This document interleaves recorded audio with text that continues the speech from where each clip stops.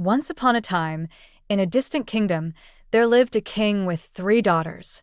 Among them, the youngest princess was the brightest jewel of the realm.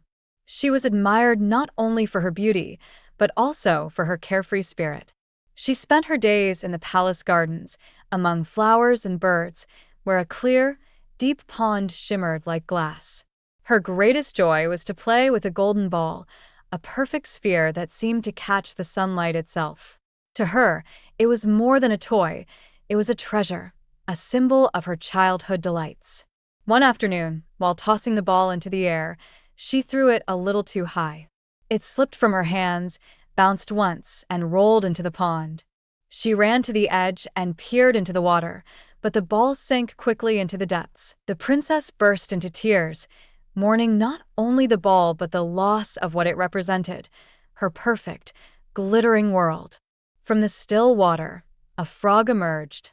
Green, wet, and strange, with bulging eyes and a rough voice, he spoke. "Why do you cry, princess?"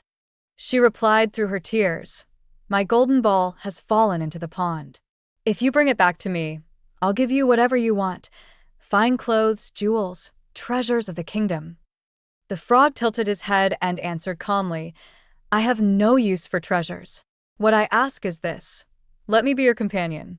Let me eat from your plate, sit beside you, and stay near you as a friend." The princess shuddered at the thought. The very idea seemed absurd. Yet she longed so much for her ball that she nodded quickly, muttering, "Yes, yes, anything you want." The frog dove into the pond and soon returned, carrying the golden ball. The princess snatched it from him and ran back to the palace without another word, leaving the frog behind. That evening, as the family dined in the great hall, a knock echoed at the door. The servants opened it, and there stood the frog. His voice carried through the chamber. "Princess, you promised. Let me in." The princess grew pale.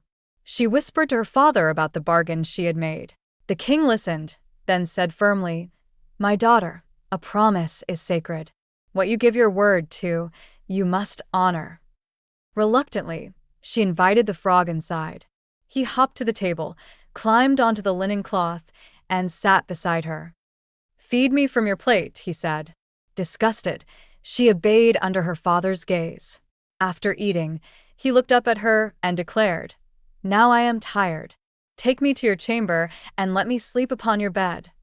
The princess was horrified. "Never," she cried. But her father's stern look silenced her.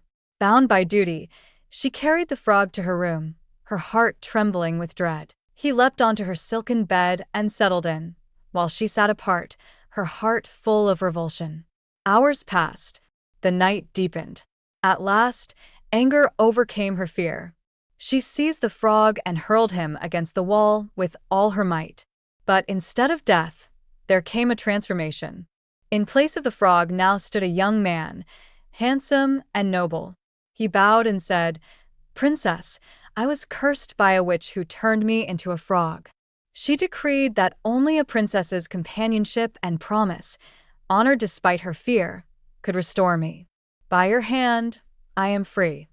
The princess, stunned and humbled, realized the truth.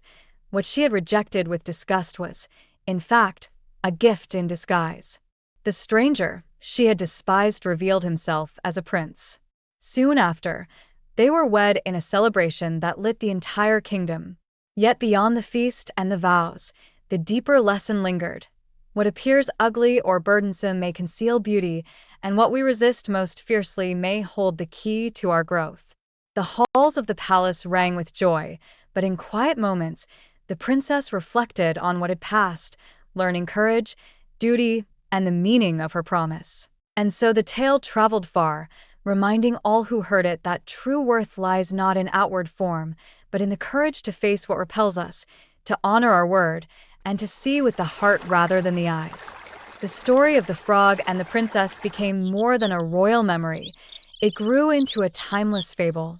Generations retold it by firelight, parents whispered it to children before sleep, and wandering minstrels carried it from village to village.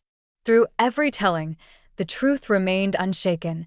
Promises carry power, courage transforms fear, and love often hides behind unexpected forms.